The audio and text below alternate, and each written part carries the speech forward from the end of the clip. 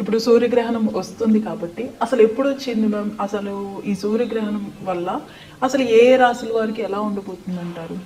తప్పక ఫస్ట్ అది మాట్లాడదాము. ఎప్పటికైనా సరే గ్రహణం అంటే ఏంటంటే పుణ్యకాలం ఉంటుంది, అలాగే ఏంటంటే నెగిటివ్ ఎనర్జీస్ ఉంటాయి, పాజిటివ్ ఎనర్జీస్ ఉంటాయి. దాని గురించి కూడా మనం మాట్లాడుకుందాం. ఇప్పుడు మనకు వచ్చేది ఏంటంటే సూర్యగ్రహణం వస్తుంది. ఎప్పుడంటే February 17, అది మంగళవారం, వచ్చే మంగళవారం. మళ్ళీ మనకి మంగళవారం అయింది. సో ఈ నెల వస్తుంది. అండ్ ఆల్సో అమావాస్య రోజు వస్తుంది అనమాట. అదొకటి కాకుండా మోస్ట్ ఇంపార్టెంట్ ఏంటంటే ఇది కుంభంలో రాహు గ్రహస్థ గ్రహణం, సూర్యగ్రహణం. అండ్ ఆల్సో రాహు గ్రహస్థ అంటే రాహు ఇప్పుడు ఎక్కడున్నారు అనేది మనం చూసుకోవాలి. అంటే రాశివారీగా మనం చూసుకుంటాం. కుంభరాశిలో రాహు ఉన్నారు. అదొకటి కాకుండా కూటమి జరుగుతోంది అక్కడ. మార్స్ మాత్రం ఏంటంటే మనకి అంటే కుజుడు మాత్రం మనకి మకరంలో ఉన్నారు. మిగతావన్నీ గ్రహాలు చూసామంటే సన్తో పాటు మనకేమో కుంభంలో ఉన్నారు. అంటే ఏమేమి ఉన్నాయి? Sun, mercury, venus. ఇప్పుడు మూన్ కూడా చేరుతోంది, 4వది. And also Rahu. సో 5 గ్రహ కూటమి జరగబోతోంది. ఎప్పుడు? February 17. మనకి తెలిసిన ఒక విషయం ఏంటంటే చంద్రుడు 2.5 అంటే 2.5 అనద్దు, 2.25 డేస్ మనకి ఒక రాశిలో ఉంటారు. సో తిరుగుతూ ఉంటారు, మనకి తెలుసు. సో అది అమావాస్య రోజు వచ్చింది February 17. అండ్ ఆల్సో ఏంటంటే చంద్రుడు ధనిష్ట నక్షత్రం 4వ పాదంలో ఉన్నప్పుడు వస్తుంది.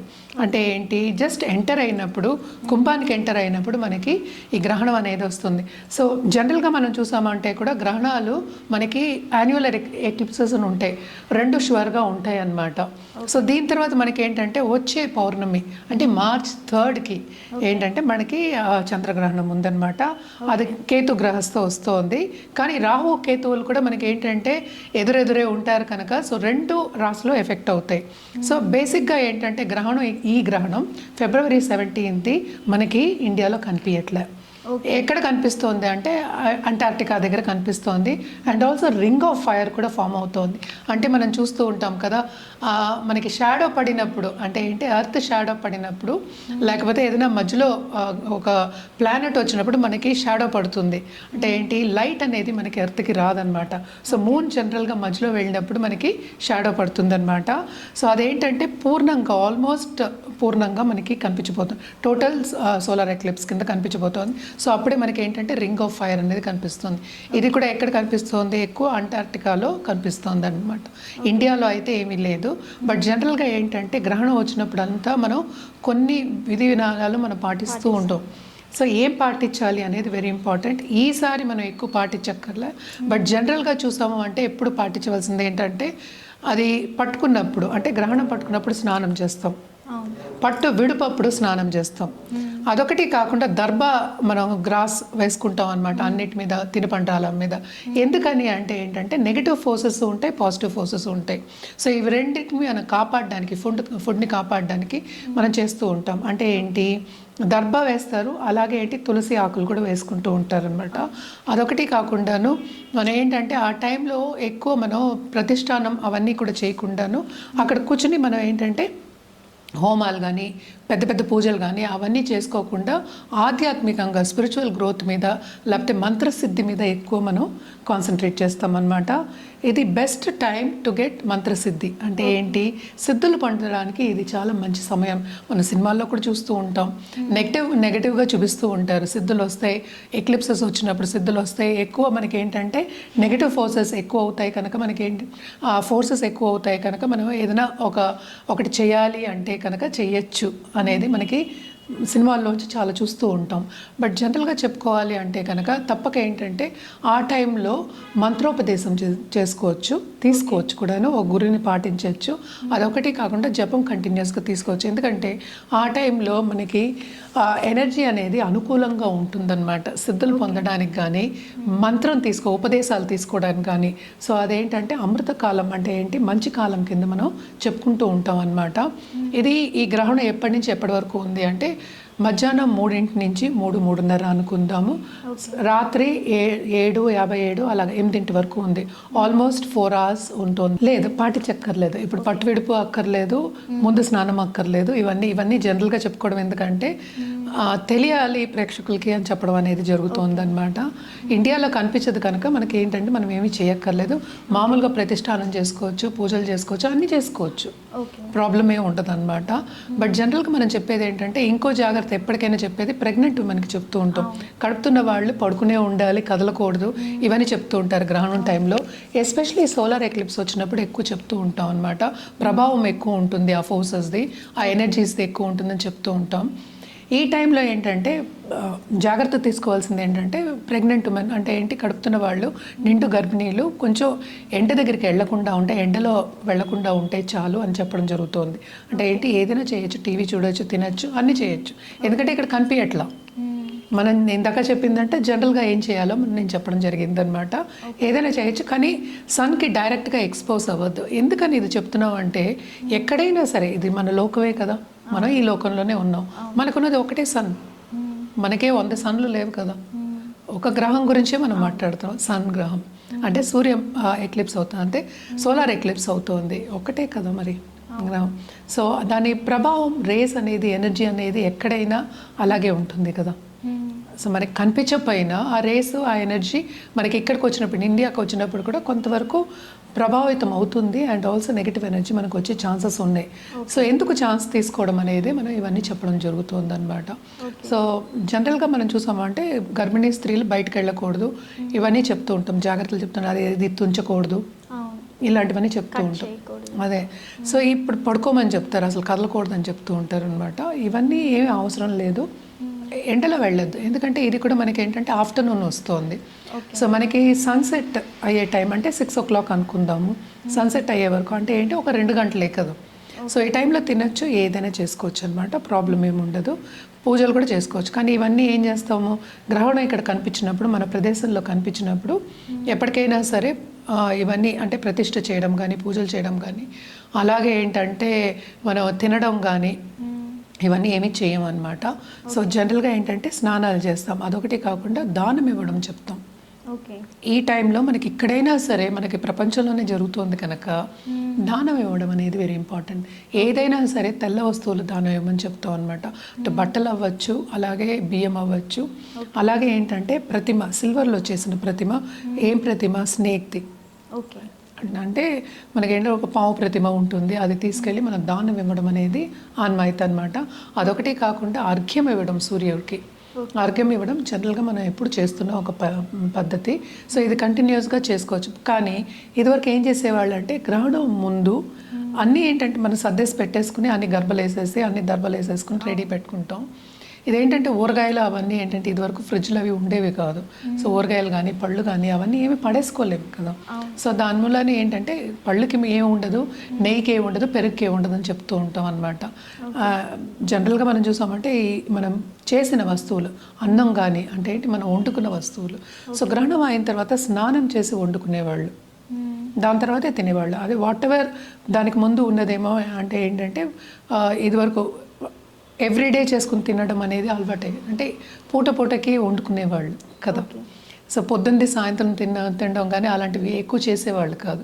సో ఇది కూడా ఏంటంటే గ్రహణం కూడా మనకి అలాగే అనమాట. గ్రహణం ముందు అన్నీ తోవేసుకుని క్లీన్గా పెట్టేసుకుని దాని తర్వాత వండుకొని తినడం అనేది మనకి ఆన్మాయితీ ముందు నుంచి.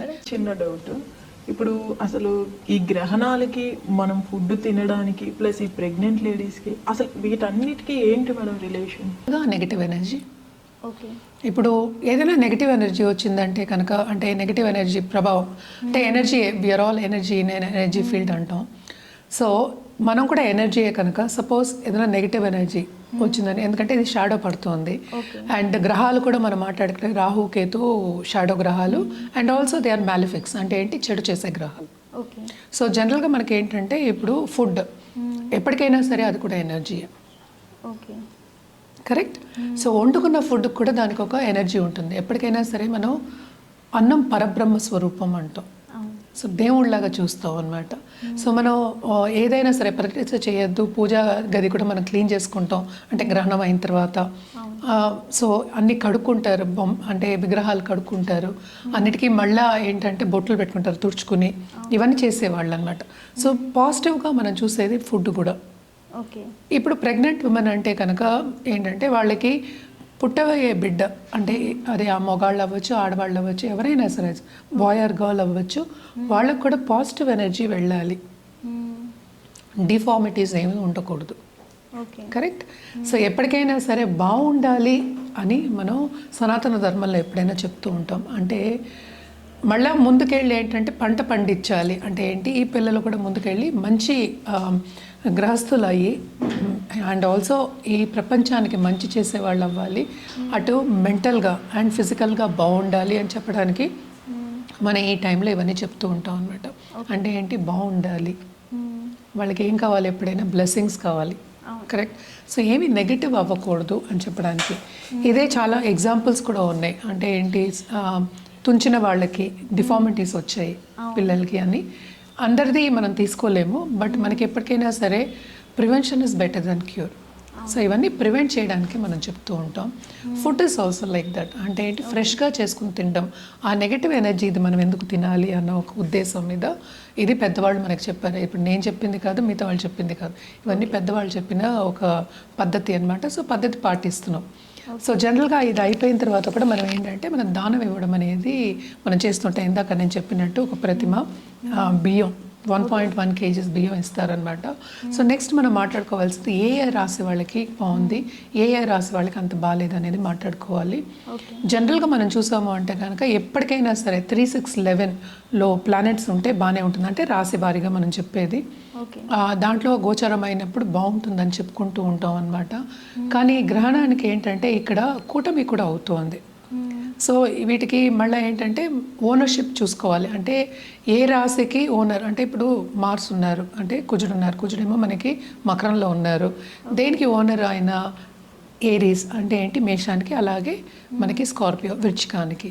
సో ఆయన కూడా ఎఫెక్ట్ అవుతున్నారు. అలాగే ఏంటంటే శని ఎక్కడున్నారు, మనకి మీనంలో ఉన్నారు.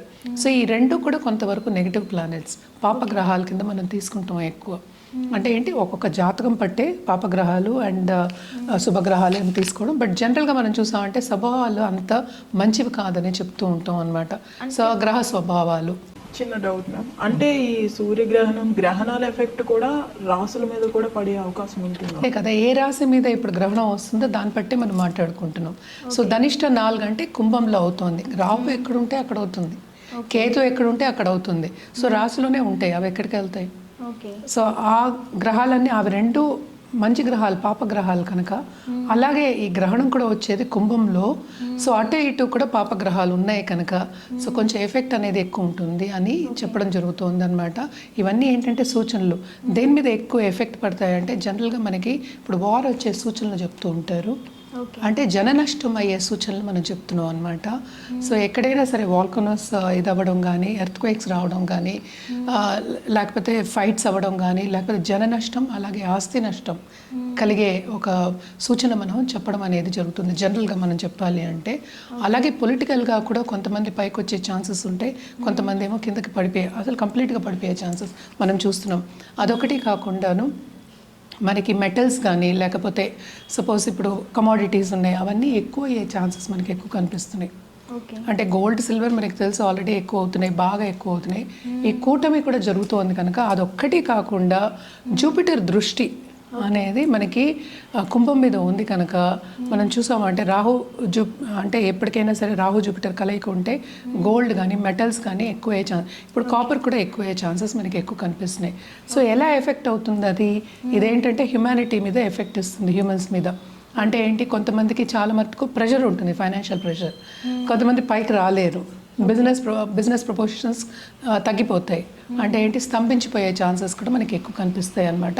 ఇది జనరల్ ప్రెడిక్షన్స్. సో ఇందాక నేను చెప్పినట్టు దానం ఇవ్వడం కానీ, ఇలా పూజలు చేసుకోవడం కానీ ఇవన్నీ చేసుకోవచ్చు. సో ఏ రాశి వాళ్ళకి అంత బాగుంటుంది అంటే ఫస్ట్ కుంభం ఎక్కువ ఎఫెక్ట్ అయింది, మీనం బాగా ఎఫెక్ట్ అవుతుంది, అదొకటి కాకుండా సింహం to a certain extent. And also మనం చూసాము అంటే మనకి కర్కాటకం కూడా, ఎందుకంటే జస్ట్ ఎంటర్ అవుతున్నప్పుడే మనకి ఈ రాశికి ఎంటర్ అవుతున్నప్పుడే మనకి గ్రహణం వస్తుంది. సో ఎగ్జాక్ట్ 6th అయినప్పటికీ ఈ రాశి నుంచి 6వ రాశి మనకి కర్కాటకమైన అంటే కుంభం నుంచి అయినప్పటికీ కూడాను కర్కాటక రాశి వాళ్ళకి కూడా చాలా ఎఫెక్ట్ అనేది మనకి కనిపిస్తుంది అనమాట. అదొకటి కాకుండా ఇప్పుడు మనకి 4 రాశులు. సో ఎవరెవరికి చాలా బాగుంటుందని చూద్దాం. అంటే మేషానికి బాగుంటుంది, అలాగే వృషభానికి బాగుంటుంది, కన్యకి బాగుంటుంది, అలాగే మనకి ధనుర్కి బాగుంటుంది అనమాట. సో ఈ 4 రాశుల వాళ్ళకి చాలా బాగుంటుంది. అంటే దేంట్లో బాగుంటుంది, ఫైనాన్షియల్ సిచ్యువేషన్ ఇంప్రూవ్ అయ్యే ఛాన్సెస్ ఉంటాయన్నమాట. మిగతా 4 రాసుల వాళ్ళకి మిశ్రమ ఫలితాలు అనేవి మనం చెప్పుకోవడం జరుగుతుంది. సో ఎప్పటికైనా సరే మనం చెప్పిన అంత బాగుంటుందని చెప్పిన రాసుల వాళ్ళకి తప్పక నేను చెప్పిన పద్ధతి పాటించవచ్చు. ఎందుకంటే నేను ఇందాక చెప్పినట్టు మొత్తం మనకి ఉన్నది ఒక సన్ గాడే. ఎక్కడైనా ఒక గ్రహమే అది. సో సోలార్ అంటే sun king. So basically political దీంట్లో కనెక్షన్లో ఉన్నవాళ్ళు కానీ, లేకపోతే ఎక్కువ మంచి స్థానం అని చెప్దాము, పెద్ద పెద్ద ఇండస్ట్రీస్ నడిపే వాళ్ళు కానీ, వీళ్ళందరికీ కొంతవరకు ఏంటంటే ప్రాబ్లమ్స్ వచ్చే ఛాన్సెస్ ఉన్నాయి. అంటే దేంట్లో వస్తాయి, ఒకటి హెల్త్ రీత్యా, ఇంకోటి ఏంటంటే ఇంటర్పర్సనల్ రిలేషన్షిప్ దెబ్బతినే ఛాన్సెస్ ఎక్కువ కనిపిస్తుంది. కానీ ఈ సూర్యగ్రహణం ప్రభావం మీనరాశి మీద ఎలా ఉండబోతుంది అంటారు? మీనరాశి వాళ్ళకు కూడా కొంతవరకు అంటే ఏంటి, మనకి 12వ ఇంట్లో జరుగుతోంది గ్రహణం, అంటే ఏంటి కుంభరాశిలో. సో వీళ్ళకి చాలా ఇన్ఫ్లుయెన్స్ ఉంటుంది దేంట్లో, అటు కుటుంబ పరిస్థితి అండ్ ఆల్సో ఫైనాన్షియల్ సిచ్యువేషన్ రెండు దిగజారే ఛాన్సెస్ మనకి ఎక్కువ కనిపిస్తున్నాయి. అదొకటి కాకుండా కుంభటమి కూడా 12వ ఇంట్లో జరుగుతుంది. సో విపరీతమైన ఖర్చు అయ్యే ఛాన్సెస్ ఉన్నాయి. లోన్స్ అధిగమించి మన తరగతిగా అధిగమించిన లోన్స్ తీసుకునే పరిస్థితి అనేది ఈ గ్రహణ ప్రభావం అనేది మనకి కనిపిస్తోంది. లాసెస్ వచ్చే ఛాన్సెస్ మనకి ఎక్కువ కనిపిస్తున్నాయి. అటు ఏంటంటే నోషనల్ లాసెస్ అవ్వచ్చు, లేకపోతే మన ఇన్వెస్ట్మెంట్ చేసిన లాసెస్ అవ్వచ్చు, లేకపోతే గృహం అవ్వచ్చు, అంటే ఏంటి మనం కట్టుకున్న గృహం అవ్వచ్చు, అదని అమ్మే ఛాన్సెస్, ఇవన్నీ కూడా మనకి ప్రాపర్టీ కూడా మనకి డీలింగ్స్లో మనకి తక్కువ వచ్చేసా అంటే అసలు లాసెస్ వచ్చే ఛాన్సెస్ అనేది మనకి ఎక్కువ కనిపిస్తుంది అనమాట. అంటే ఏంటి, వీళ్ళు చేసే పనిలో జాగ్రత్తగా ఉండడం అనేది వీళ్ళకి సూచన. అదొకటి కాకుండా కుటుంబ పరిస్థితిలో కూడా స్టేటస్ దిగజారే ఛాన్సెస్ మనకి ఎక్కువ కనిపిస్తున్నాయి అనమాట. 6th లార్డ్ కూడా మనకి 12th లో పడున్నారు. సో ఫారిన్లో ఉన్న వాళ్ళకి కూడా కొంతవరకు ఇదే పరిస్థితి అనమాట. సో జనరల్గా ఏంటంటే బిజినెస్ పీపుల్ కూడా ఏంటంటే ఎక్కువ ఈ టైంలో ఎస్పెషల్లీ గ్రహణ టైంలో, దాని తర్వాత 15 రోజులు అట్లీస్ట్ ఒక 15 to 20 days ఎక్కువ ఏంటంటే ఫైనాన్షియల్ లాసెస్ ఉన్నాయి కనుక ఎక్కువ క్రయ విక్రయాలు చేయకుండాను కొంచెం జాగ్రత్తగా ఉండడం అనేది వీళ్ళకి సూచన. అదొకటి కాకుండాను దాంపత్య జీవితంలో కూడా కొంతవరకు వీళ్ళకి ప్రతికూల పరిస్థితి మనకు కనిపిస్తుంది. అటు ఏంటంటే అండర్స్టాండింగ్ నేచర్ అనేది కొంచెం తగ్గుతుందన్నమాట. సో ఈ 2 విషయాల్లో వాళ్ళు జాగ్రత్తగా ఉండాలి. అండ్ ఆల్సో వీళ్ళకి మోస్ట్ ఇంపార్టెంట్ హెల్త్ కూడా కొంతవరకు దెబ్బతినే ఛాన్సెస్ మనకి ఈ గ్రహణం మూలాన కనిపిస్తున్నాయి. అదొకటి కాకుండా గ్రహ కూటమి కూడా మనకి ఏంటంటే పంచగ్రహ కూటమి కూడా మనకి 12వ ఇంట్లో జరుగుతోంది. సో తప్పక వీళ్ళకి ఏంటంటే ఫైనాన్షియల్ స్ట్రెయిన్ అనేది చాలా ఎక్కువ కనిపిస్తోంది. అది కూడా ఎక్కువ మెడికల్గా అంటే ఏంటి హెల్త్ రీత్యా ఖర్చు పెట్టే ఛాన్సెస్ అనేవి ఎక్కువ కనిపిస్తున్నాయి అన్నమాట. వీళ్ళు తప్పక ఏంటంటే హనుమాన్ చాలీసా కంటిన్యూస్గా చదువుకోండి. కానీ గ్రహణం టైంలో కూడా కంటిన్యూస్గా జపం చేసుకోండి, హనుమంతుడిని తలుచుకుని జపం చేసుకోండి. అదొకటి కాకుండా శనికి ఏంటంటే దానం ఇవ్వడం ఎప్పుడు చెప్తూ ఉంటాను. అది కూడా ఏంటంటే చాలా ఎక్కువ ఎఫెక్ట్ ఉంది కనుక శనికి దానం ఇవ్వడం కూడా వెరీ ఇంపార్టెంట్. కానీ మనం గ్రహకూటమి ప్లస్ మనం ఎక్లిప్స్ గురించి మాట్లాడుకుంటున్నాం. సో తప్పక గ్రహణం పట్టు విడిపోయిన తర్వాత స్నానం చేసి గుడికి వెళ్ళి దానం ఇవ్వడం అనేది వెరీ వెరీ ఇంపార్టెంట్. అది నాగ ప్రతిమ కూడా ఇవ్వడం కూడా మంచిదన్నమాట. సో ఎక్కువ మనకి ఇక్కడ కనిపించట్లేదు, ఇందాక నుంచి అదే చెప్తున్నాను, ఇక్కడ కనిపించట్లేదు. కొంతవరకు ఏంటంటే రిలాక్స్ అవ్వచ్చు, కానీ ప్రభావం అనేది ఉంటుంది కనుక ఎస్పెషలీ మనం ఏంటంటే ఈ కుంభరాశిలోనే జరుగుతోంది కనుక మీనరాశి వాళ్ళకి ప్రభావం ఎక్కువ ఉంటుంది కనుక ఇవ్వడం అనేది మంచిది. తర్వాత ఎవరిష్టం వాళ్ళది, మనం ఏంటంటే సూచన కింద మనం చెప్పుకున్నాం అనమాట. రుద్రాక్ష విషయానికి వస్తే కనుక వీళ్ళు కూడా తప్పక ఏంటంటే పంచముఖి రుద్రాక్ష అలాగే అష్టముఖి రుద్రాక్ష ఈ రెండింటితోటి జపం చేసుకోవచ్చు. అలాగే దీక్ష తీసుకోవాలి అనుకున్న వాళ్ళు తప్పక దీక్ష తీసుకోండి ఈ టైంన, గ్రహణం టైంన. అండ్ ఆల్సో అదే టైంలో గుడికి వెళ్ళి, అంటే ఇప్పుడు లేదు కనుక మనకి కనిపించట్లేదు కనుక గుళ్ళు కూడా తీసే ఉంటాయి.